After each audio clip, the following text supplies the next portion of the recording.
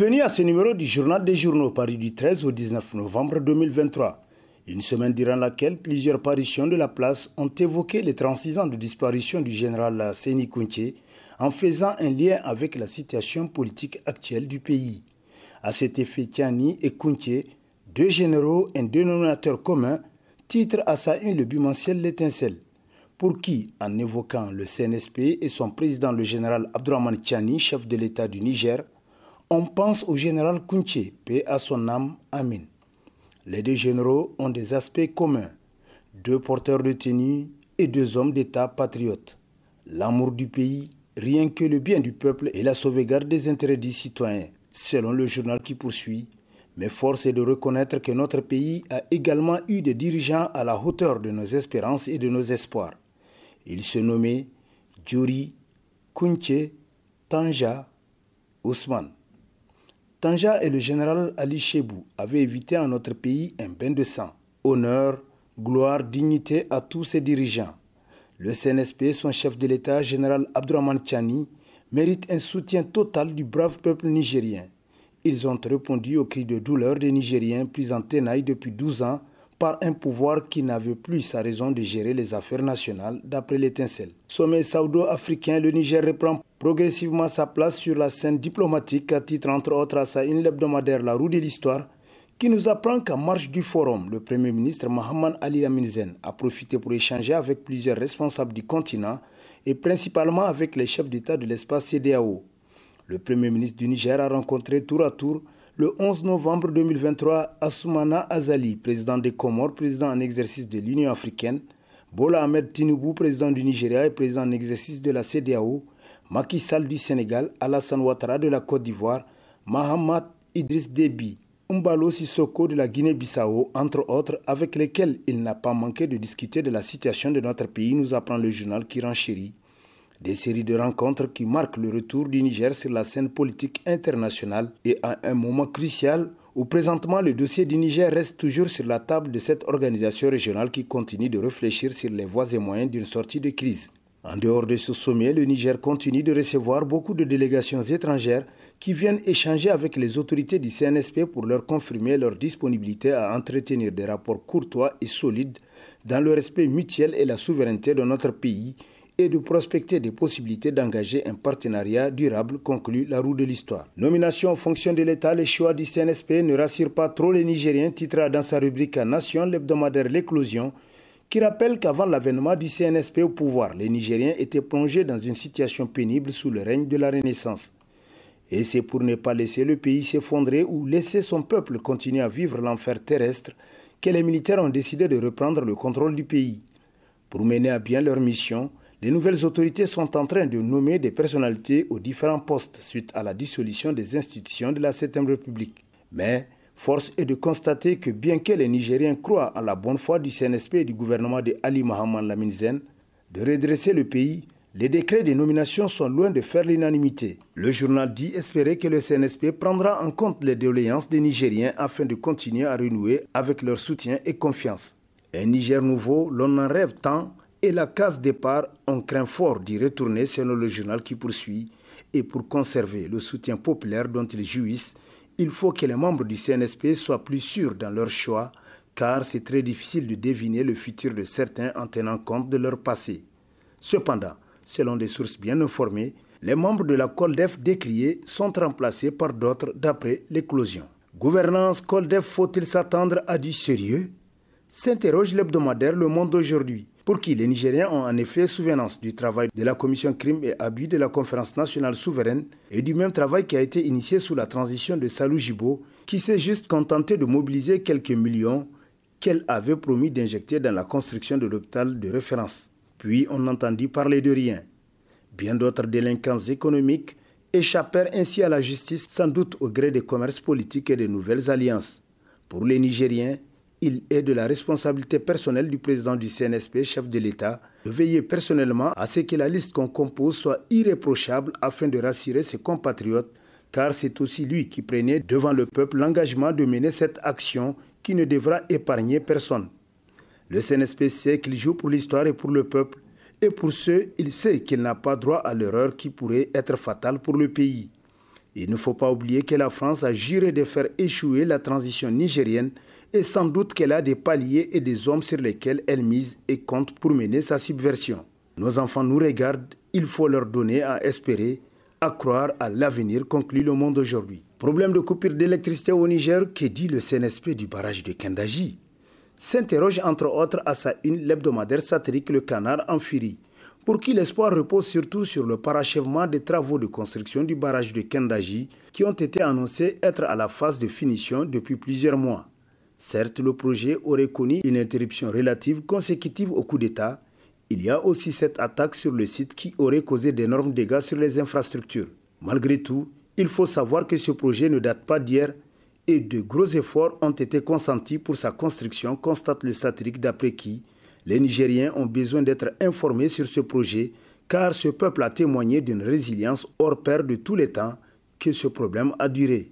Les faits sont têtus dans ce sens, selon le journal qui poursuit. Les citoyens nigériens n'exigent nullement l'impossible au CNSP qui n'a que 3 mois à rendre compte. Le peuple demande juste à être informé sur ses préoccupations premières. À quand la fin des sacrifices fournis? Quand est-ce que ces délestages vont prendre fin pour voir plusieurs secteurs d'activité recouvrer leur santé? Quel est le niveau des alternatives décidées? Qu'en est-il de Kendaji? On peut bien répondre à ces questions avec une communication nourrie et continue, conclut Le Canard en furie. Le Niger a-t-il fait le bon choix pour son oléoduc? Se demande l'hebdomadaire L'autre Essor, qui nous apprend que Foumoukay Gado, ancien ministre de pétrole, disait « Pour l'exportation du pétrole brut d'Agadem, le Niger a 2 choix à faire. Un, vers le Cameroun pour une distance de 600 km, dont 200 km en territoire nigérien et 400 km au Tchad. Coût du transport, $11 par baril. 2, l'option de Cotonou, distance 1900 km avec un coût de transport de $19 par baril, soit une différence de $8. Et pour la distance, 1900 km moins 600 km, soit 1300 km. Sauf que, depuis feu, le président Tanja Mamadou, c'est l'option du Tchad la moins coûteuse, moins distante et plus sûre qui a été retenue pour atteindre le port en eau profonde de Kribi au Cameroun, où le pétrole brut du Tchad est chargé sur les bateaux. Malheureusement, par manque d'amour-propre, de patriotisme, de la pitié pour les compatriotes paysans des villes et campagnes qui végètent dans la misère, la voie la plus longue et coûteuse qui a été empruntée, celle de Cotonou-Bénin, constate L'autre Essor. Niger, quand le pétrole ouvre les frontières et sauve le pays, s'exclame à la une de sa parution en date du 13 novembre le quotidien privé Mouria à la voix du Niger, pour qui, malgré la fermeture des frontières terrestres, le pétrole nigérien a eu raison sur les adversités du Niger qui n'ont plus trouvé d'autres mots pour s'opposer au passage du pipeline devant permettre d'exporter le pétrole brut du Niger par le Bénin. Malgré les critiques qui pleuvent à tort et à raison sur la gestion des ressources pétrolières, c'est celui-ci qui sauve le pays et ouvre les frontières aux grandes dames des chefs d'État de la CEDEAO. Les guerres du monde moderne, tout comme celles anciennes, ont toujours été motivées par des raisons économiques lointaines ou directes. Les pays dont les sols et les sous-sols sont nantis de ressources économiques rares doivent savoir mener le jeu et décider des règles d'exploitation et du partage, conclut Mouria. Lutte contre l'insécurité, les forces de défense et de sécurité poursuivent la traque de l'ennemi, titre dans sa rubrique Sécurité l'hebdomadaire Niger Interhebdo, qui constate que sans répit, dans l'accomplissement de leur mission régalienne, les braves forces de défense et de sécurité nigériennes déployées sur divers fronts à travers le pays multiplient les actions de sécurisation des personnes et de leurs biens. L'objectif reste inchangé. La traque des groupes armés terroristes gâte jusqu'à leur dernier retranchement, comme en témoigne le bulletin des opérations des forces de défense et de sécurité du 30 octobre au 5 novembre 2023, rendu public le mercredi 8 novembre courant, nous apprend Niger Interhebdo. Guillaume Soro à Niamey, les pro-Macron s'agitent en coulisses, s'exclame dans ses colonnes le bimensuel Le Troisième Œil, pour qui en effet l'arrivée de Guillaume Soro à Niamey intervient dans un contexte particulier, marqué par des tensions vives entre les autorités ivoiriennes et nigériennes d'une part, mais aussi et surtout entre le gouvernement ivoirien et ceux de l'Alliance des États du Sahel d'autre part, au lendemain des sanctions injustes de la CEDEAO et de l'UEMOA infligées au peuple nigérien et dont le président Alassane Ouattara est l'un des pignons de cette décision contraire à la volonté des peuples d'Afrique. Le séjour de Guillaume Soro à Niamey donne en quelque sorte du tonus au combat de l'unité et de la cohésion du Sahel, entamé depuis quelques mois par le Niger, le Mali, le Burkina Faso et la Guinée, des pays dirigés par des militaires pendant que le Sénégal, la République de Côte d'Ivoire et le Bénin, avec l'appui de la France, décident de lutter contre les coups d'État au Sahel avec pour première cible le palais de Niamey. C'est donc l'occasion pour les États de l'AES de connaître un peu plus les démarches et les stratégies de ces gouvernements pro-Macron, notamment dans le cadre de la déstabilisation du continent pour des mesures idoines et urgentes. Ce qui du reste ne va pas plaire à Ouattara et à son maître qui estime que Guillaume Soro n'a pas choisi par hasard le Niger pour la suite de son asile en terre africaine. Ils savent pertinemment de quoi l'homme est capable pour qui se rappelle de sa rébellion contre Laurent Gbagbo, aujourd'hui libre de tout mouvement. Dans cette perspective, il n'est pas exclu que le nouvel chéri du Niger monte d'ici peu sur pied une nouvelle rébellion cette fois-ci pour chasser Alassane Ouattara du pouvoir et ce ne sont pas les moyens de guerre qui lui feront défaut. L'accès au gouvernement et aux forces russes peut lui être facilité, mais nous ne sommes pas là encore selon le troisième œil pour qui c'est une hypothèse bien que certains caciques du parti d'Alassane Ouattara pensent que Guillaume Soro ne peut plus constituer une menace pour les Ivoiriens alors qu'il continue de subir encore les séquelles de sa rébellion armée. Le ministère de l'Agriculture et de l'Élevage installe le comité de pilotage de l'étude sur l'harmonisation des textes régissant le foncier rural au Niger, titre dans ses colonnes l'hebdomadaire Niger Times, qui nous apprend que suite à la création du comité de pilotage de l'étude sur l'harmonisation des textes régissant le foncier rural au Niger, le ministre de l'Agriculture et de l'Élevage, El Haj Ousmane Mahaman, a décidé de l'installation du dit comité lors d'une réunion qui a eu lieu le mardi 7 novembre 2023 à son cabinet.